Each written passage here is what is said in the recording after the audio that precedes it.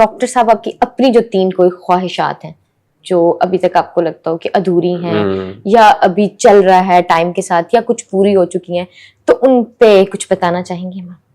अच्छा सना, ख्वाहिशें तो इतनी हैं कि हर ख्वाहिश पे दम निकले, लेकिन कुछ 2-3 ख्वाहिशें ऐसी हैं जो मेरी ज़िंदगी में मैं समझता हूँ इनको मुझे ज़रूर पूरा करना चाहिए। रात सोते हुए मुझे ख्याल आते हैं, दिन को भी ख्याल आते हैं। ऐसा है कि सबसे पहले तो ख्वाहिश हर इंसान की ये होती है कि रोज़ा रसूल की ज़ियारत, खाना काबा का दीदार, ये सारी चीज़ें हैं। इसके बगैर तो हमारा सफ़र ज़िंदगी का है, मैं समझता हूँ नामुमकिन है। बट इसके अलावा 3 जो बड़ी ख्वाहिशात हैं, उनमें से एक सबसे बड़ी ख्वाहिश ये है कि मैं चाहता हूँ कि अल्लाह ताला ने इतनी खूबसूरत दुनिया बनाई है, मैं हर नमाज के बाद दुआ करता हूँ कि या अल्लाह मरने से पहले ना मुझे आधी दुनिया का विजिट करवा दे। मैं आधी दुनिया देखना चाहता हूँ, मैं घूमना चाहता हूँ। पूरी क्यों नहीं, आधी क्यों? अब ख्वाहिश है ना, ठीक है। अब पूरी कहूंगा तो कहीं ना कहीं बहुत ज्यादा मैं उससे निकल जाऊंगा बाहर, तो आधी दिखा देगा तो पूरी कहीं ना कहीं सिफारिश इल्तिजा करके ठीक है हम आगे कर ही लेंगे। तो वो कहने का मकसद ये है कि दुनिया में फिर घूमना चाहता हूँ, जितने भी मुल्क हैं मैं चाहता हूँ ज्यादा से ज्यादा दुनिया घूमूं, और मैं देखना चाहता हूँ मेरा अल्लाह कितना खूबसूरत है। जहाँ मैं खूबसूरती को देखूं तो बेसाख्ता मेरे मुंह से सुभान अल्लाह निकले। मैं चाहूँगा मैं देखूं कि अल्लाह ताला ने पहाड़ कितने खूबसूरत बनाए, समुंदर कितने खूबसूरत बनाए, लोग कितने खूबसूरत बनाए हैं, वहाँ का रहन सहन कितना खूबसूरत है। तो ये जो सफ़र होता है ना, ये वसीला ज़फ़र होता है। अच्छा, सफ़र के साथ आपका लर्निंग भी जुड़ जाती है, आपका सोर्स ऑफ इनकम भी जुड़ जाता है। तो मैं ये चाहता हूँ कि या अल्लाह मुझे इतना दे ताकि मैं तेरी दुनिया को देख सकूँ। ये सबसे पहली ख्वाहिश है। अच्छा, दूसरी ख्वाहिश ये है, क्योंकि मैं इस फील्ड में आया हूँ तो बहुत ज़्यादा कंफर्टेबल हो गया हूँ।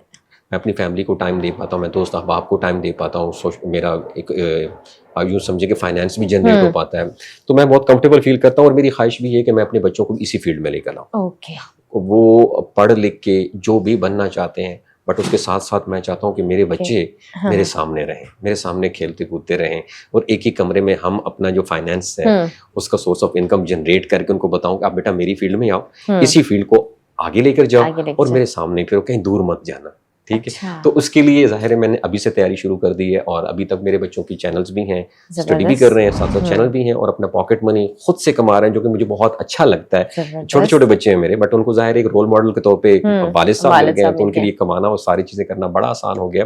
तो ये ख्वाहिश है कि मेरी ही फील्ड को मेरी औलाद आगे लेकर जाए, और उनके ऊपर I am working on it, कि मैं इसके ऊपर बहुत काम कर रहा हूँ। तो ये मेरी एक बहुत बड़ी ख्वाहिश है।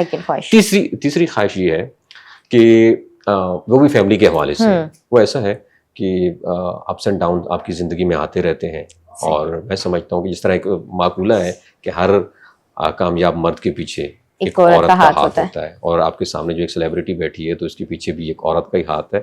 तो जब भी मुश्किल मेरे ऊपर आई तो मेरी मिसेस ने मुझे बहुत सपोर्ट किया, और पिछले 1 साल में को थोड़े से फाइनेंशियल इश्यूज थे, तो फाइनेंशियल इश्यूज में मेरी मिसेस ने मुझे बड़ा सपोर्ट किया। इवन कि उसके पास मैं मेंशन नहीं करूँगा, उसका अपना ज़ाती सोना पड़ा हुआ था, जो बहुत बड़ी तादाद में था। तो उसने मुझे उठा के मेरे हाथ में रखा और कहा कि असद, मैंने कभी आपका हाथ जो है ना नीचे नहीं देखा, आपका हाथ हमेशा ऊपर ही देखा है, तो इस हाथ को ऊपर ही रहने देना, ये ले लो, बेच दो और अपना काम जो है वो कर लो, लेकिन कभी किसी से पैसा नहीं मांगना। तो फिर जब सब कुछ करने के बाद मेरी ज़िंदगी में अब भी ख्वाहिश है कि मैं वो चीज़ उसको वापस लौटा सकूं, और मेरा ये भी ख्वाब है कि मैं अपनी बीवी को अपनी खानदान की रानी बनाना चाहता हूँ। तो ये जो रानी बनाने का जो सफ़र है, तो ये मेरी तीसरी ख्वाहिश है कि जीते जी मैं उसकी तमाम ख्वाहिशें पूरी करूँ, उसको मैं रानी बना के रखूँ। चलें जी, हम आपके लिए दुआगो हैं, अल्लाह पाक आपकी ये सारी ख्वाहिशात पूरी करें। आमीन आमीन। तो आज का हमारा सफ़र यहीं तक था। आपका जो आपने ये पॉडकास्ट में जो जितनी बातें की आपकी ज़िंदगी को लेके, हमें बहुत अच्छा लगा। तो नेक्स्ट भी इंशाल्लाह हम आपसे पूछते रहेंगे बातें। Thank you so much.